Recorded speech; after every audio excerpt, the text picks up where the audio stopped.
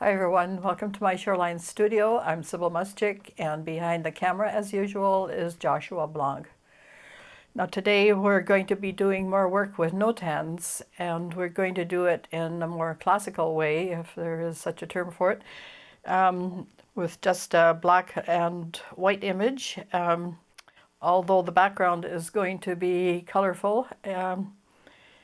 I just wanted to show you my duck picture because that's what we're going to be working with. And it's a mallard. We have several varieties of ducks on our lake, and the mallards have sort of just about disappeared, and other ducks seem to be taking over, like Barrow's goldeneye and some grebes, and a whole bunch of other ducks are here. Anyway, these are my favorites because they hang around and they keep us company sometimes. So what we're going to do to start off with is create the colorful background. So I just want to show you a piece that I did, and you can see the Notan idea is there, but we're going to have a colorful background. So we're actually starting into a bit of collage. So I've cut out the duck and then taken that and repositioned everything. You can see it this way is probably the better way to see it. So you cut this out and then you reposition it, and this is sort of more the standard way of doing the Japanese Notans. There's a lot of websites that have images for this kind of thing, and certainly very interesting to try some of these things. So let's get to our base. Oh, here's a couple more duck images, more mallards, and you can see the colorful water in the background. So that's sort of what we're going to try and replicate. Here's another image, and all the little babies, and look at all the striations in these in the water. So that's what we're going to be working with. So to start off with, I've already squeezed out some color. They're my usual acrylics here, and they're the Amsterdam brand. And this one is the warm gray, and the brilliant blue, some white, and I have one Artist's Loft, and it's a phthalo blue. And I've already put some glazing medium. We'll be using the glazing medium, the Liquitex glazing medium, and that just keeps the paint working a bit longer. And later on we're going to be a graphite transfer, and we'll be using the matte medium. So we'll just use a little painting knife here, and we'll put some color on the plate, and we're going to just spread it horizontally. Different colors, we'll let them run together a little bit, but not too much.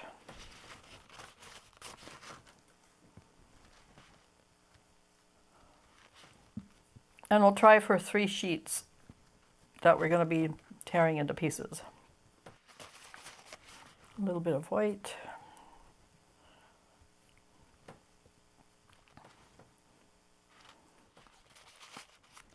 And let's roll it out. This is my little speedball soft brayer.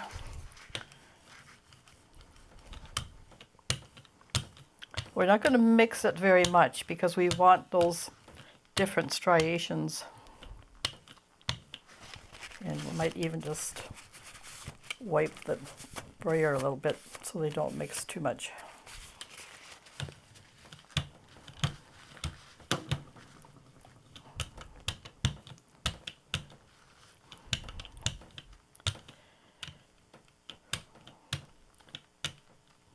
Okay.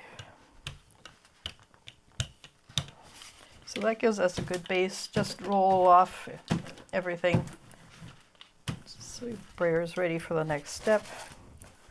And we're going to put our paper down. And this is my Oriental paper, and it is has 2 sides to it. It is smooth on one side and a little rougher on the other. They call it rice paper, but it isn't really. It's made from the mulberry bush. And we'll use our Beren and make sure you get your edges.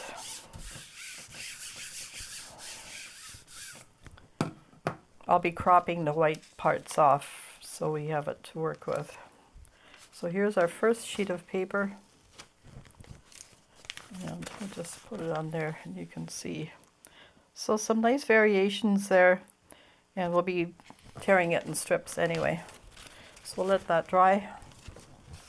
I'm not going to bother too much changing the color on here. We'll just probably maybe move it around a little bit.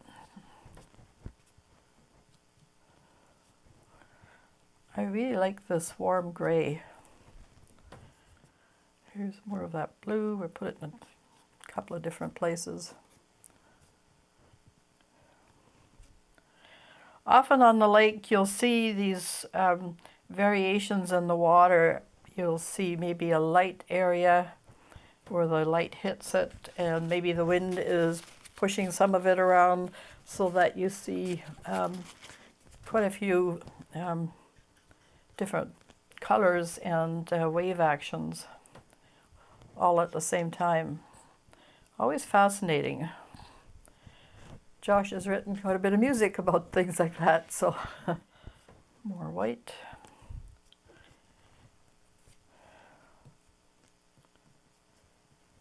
And maybe a little bit more dark. When the wind picks up, it can get quite stormy and wavy, so you might have white caps.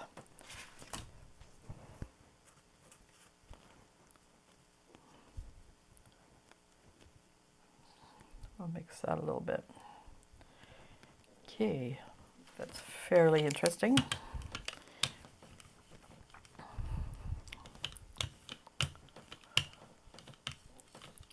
So generally you usually want a nice smooth, you know, a tone to these background things, but in this case we actually want some variations.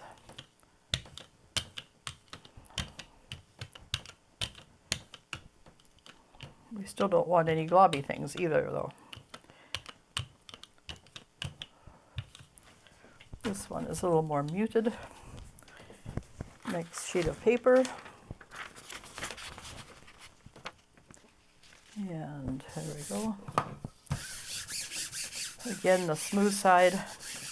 This oriental paper is really nice. It doesn't have, like, some of it has extra lines in it, and this one is very smooth. Mind you, it's quite a bit more expensive than the other. And it's always a surprise when you do a monotype, because that didn't look at all like what it was on the plate, but look at how beautiful it is coming off the plate at all. Okay, another sheet to dry. Okay, last sheet, we're just going to use up the leftover paint, so it might be quite a bit lighter than the rest. Just going to spread some white.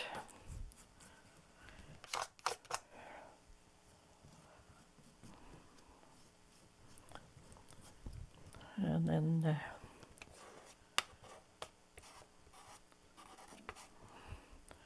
I won't worry too much about keeping the colors so discreet. We just use what we have.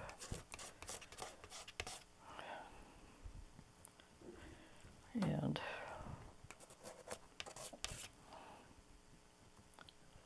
maybe this one will be a wavy one. We'll see.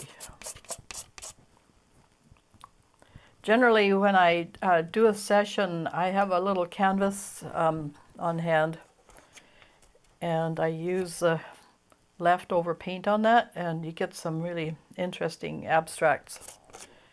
I'm still working on one, and I'm at the point where I actually have to, instead of using leftover paint, I have to use some extra paint.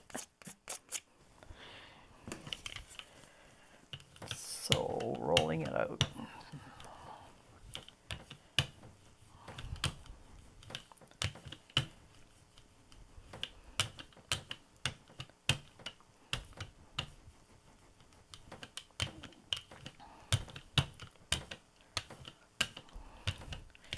Now I'm just wondering if we should put a little texture, give it a little wave action.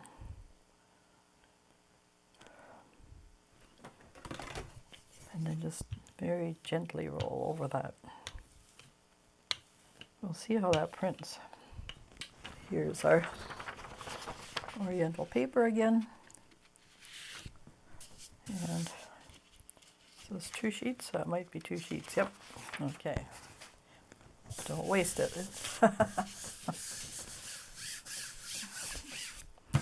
So the next step I'm going to, I guess this is one of those breaks where Josh will show some wonderful video of his and put some music in there. We're going to be cropping all the white edges off these sheets and allowing them to dry.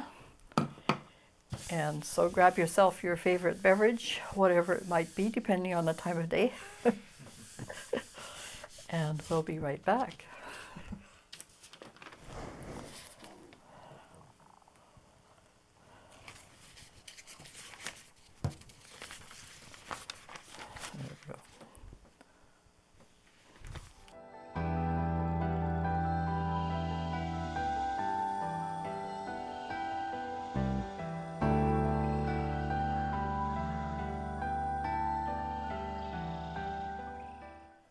So we're back, and we have dried and cropped our little water scenes, and our waves came out pretty good. Lots of interesting colors.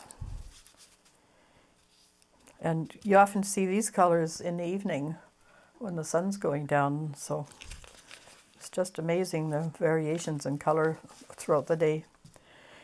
Okay, now comes a really fun part. Rip!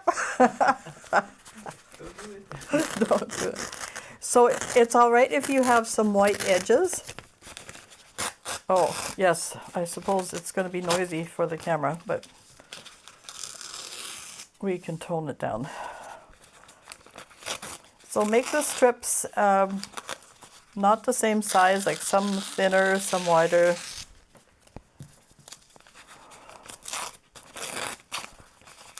Anyway, we can speed this process up. And we'll play really loud music over top.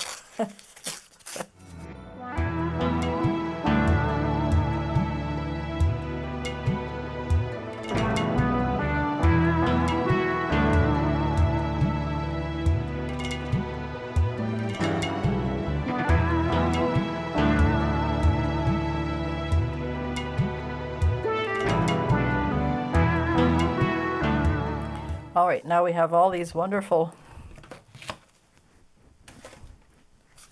strips of paper, and we're going to need a glue stick. I just use my Oohoo, I guess that's how you pronounce it, Oohoo stick. And this is just my drawing paper, my Bristol drawing paper. It's really nice, tough stuff, so perfect for gluing things on. So your top edge can be the straight edge because you're just going to put on top anyway. So we're going to be, or just have to, and to not make it permanent, just put a dab of glue on the sides. That way you can reposition, but at least it'll stick down to begin with. Okay, you gotta have the straight edge up. Okay. See, that'll tack in nicely there for a bit. And then you just look through some of your colors. That could be on the bottom. Let's try this one here. Okay, maybe this way. Maybe that's just a bit too much white. You can take it off.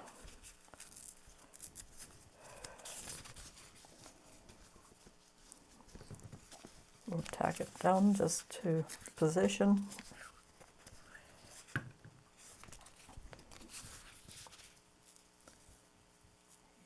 And a wee bit here.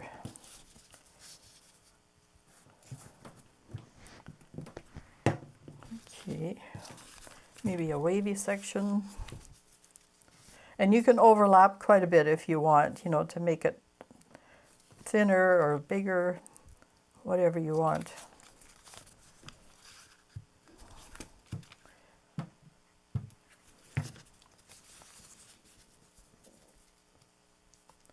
I kind of don't want to lose this nice portion. Let's see what else we have here.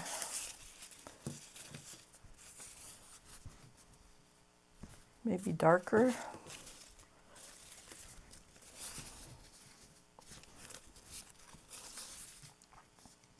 I think that works good. Okay.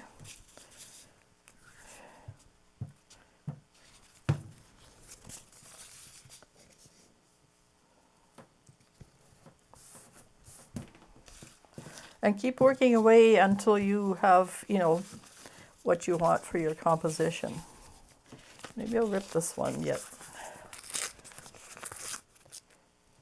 You don't always have to cover up the white underneath either. It can show once in a while. Is that going to hold? Okay. Maybe a little violet. Looks good. Okay. What else have we got left here? This one's nice. And a change in size too. We're gonna have to rip it because that's the bottom. And you could do things like this as well. We might do a little bit of that. Okay, so have a look at it. What do we want? Kind of like that. We're just gonna have to. So thick and thin, large and small, you know, vary things. Tuck some of it in that side. Okay.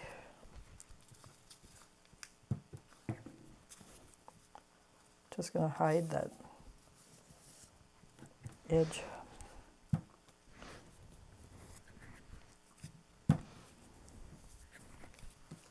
Doesn't always cooperate. There we go. Yeah, that kind of works. And that's almost like a sky color. So we'll be cropping the sides and doing all that afterwards. And I'll just tack it to the point where it's going to stay a little bit.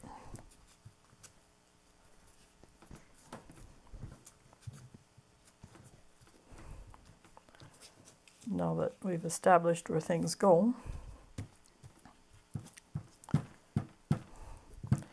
And your final step, when you get everything together, is you use matte medium and cover everything in matte medium, and it will glue everything down and keep it all together. Okay, we can get rid of this.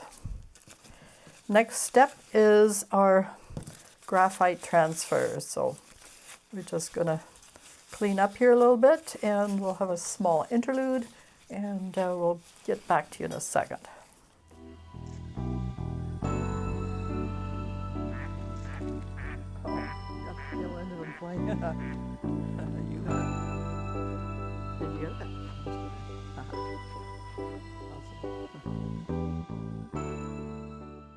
Right, ready for the next step.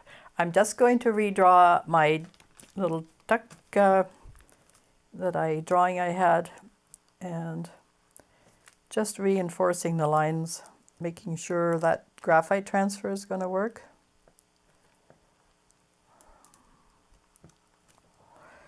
In this case, simpler is better. I was going to do a bunch of little ducks as well and cattails, and I found with that really interesting background that you don't need all that stuff.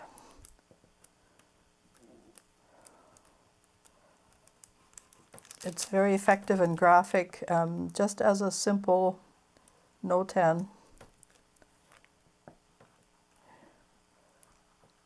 And the reflection is very abstract and very interesting. And then that just gets repeated.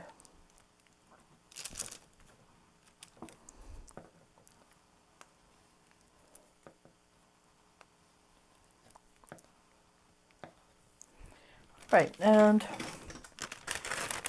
then place it close to the top of your gel plate so that it gets close to the top of your black paper. So you just have to sort of line it up and not be over the top.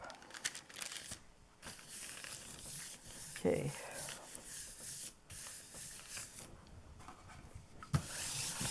And it's up to you how you want to face your duck if you're doing a duck. Remember, everything in printmaking is reversed.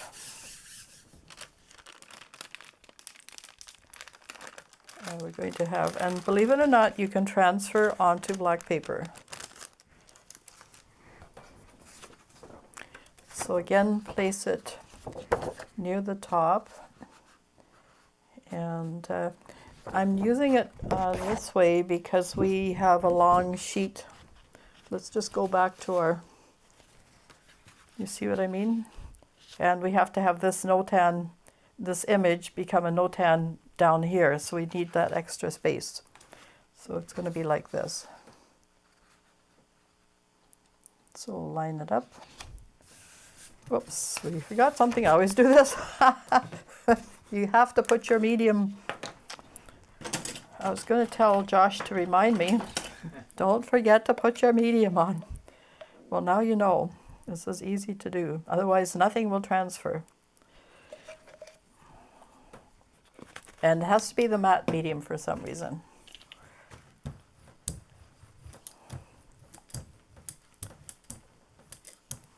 So roll your medium on.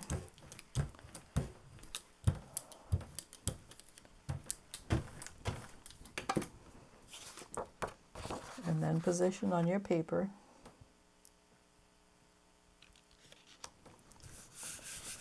And you'll get a lovely transfer onto black paper. And the reason I'm doing that is because this kind of transfer is so quick and easy, rather than redrawing it on the black paper, because we have to cut the image out. And there you go. See, you have a great graphite transfer. Okay, we still have a few little goodies on there, but that's okay. Just adds interest to the whole work. So again, we have to pause because I have to cut this out. It's kind of a tedious thing to watch. I just use a little cutting mat. Maybe I'll get it started, and then we can cut to something way more interesting. So we just start cutting.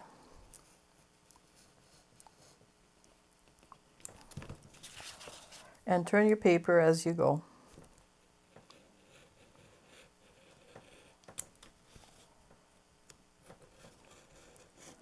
And press hard enough to get down so the paper cuts properly.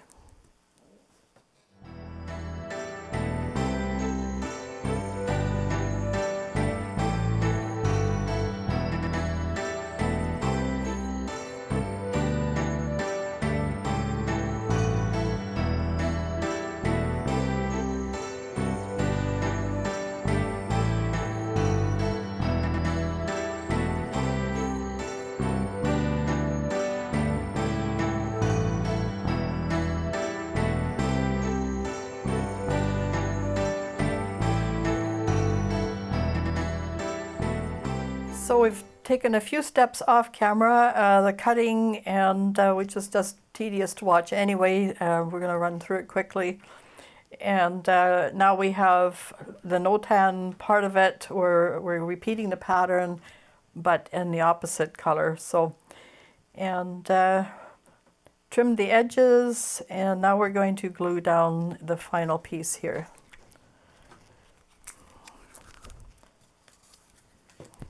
And just using my little glue stick and positioning it.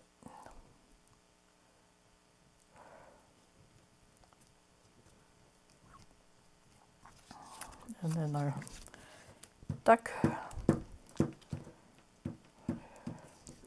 And I think we had an eye, so we have to find our little eye. I think that's about right. So I have the eye, and it goes into the top part. It's not going to cooperate. All right, Mr. Eye.